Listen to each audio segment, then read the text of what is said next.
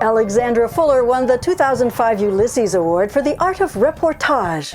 Her latest work is The Legend of Colton H. Bryant, a beautifully crafted story of a young man and the destruction of Wyoming.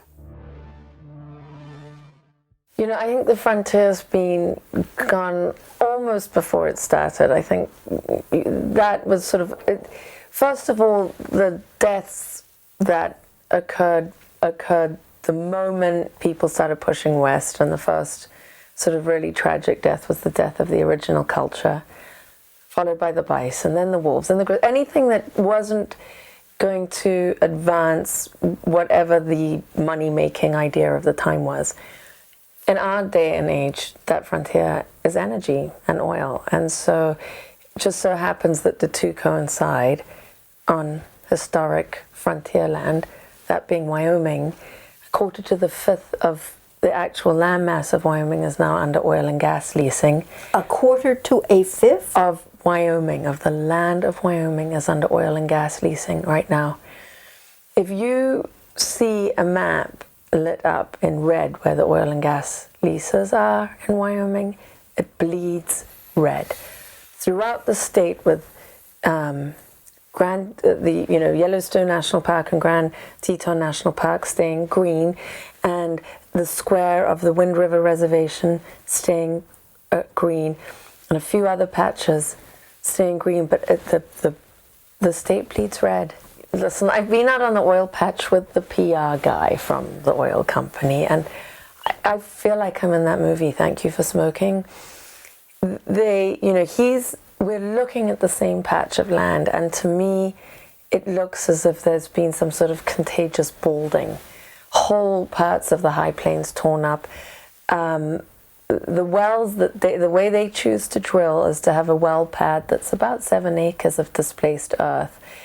Then there's the road, then there's the man camps, then there's the sprawl and the trailers that grow. Towns don't grow, booms don't tend to make the heart of a town grow.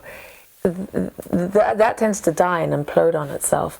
But there's this sort of contagious, hasty spread on the outskirts of towns, getting into migration corridors, getting into wildlife habitat, because this, after all, is Wyoming, where until recently, and the particular part of Wyoming that I'm writing about is the lower part of the Greater Yellowstone ecosystem. So, you're out there with this PR guy from an oil company, and he's saying, but look, we are in tune with nature, because here my rig is, and there's a pronghorn antelope. Well, my version of that is, yeah, but you're in the pronghorn antelope's habitat. It has nowhere else to be. It's not next to your rig because it wants to be. It's next to your rig because it doesn't have a choice.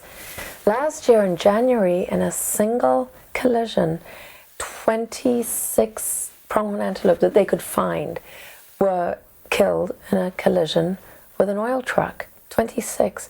Because the urgency to get the minerals out of the ground while the prices are so good, the urgency to get the minerals out of the ground while the administration is so friendly, the urgency to get those minerals out of the ground because the demand is escalating as temperatures soar in California and people are using natural gas to cool themselves down.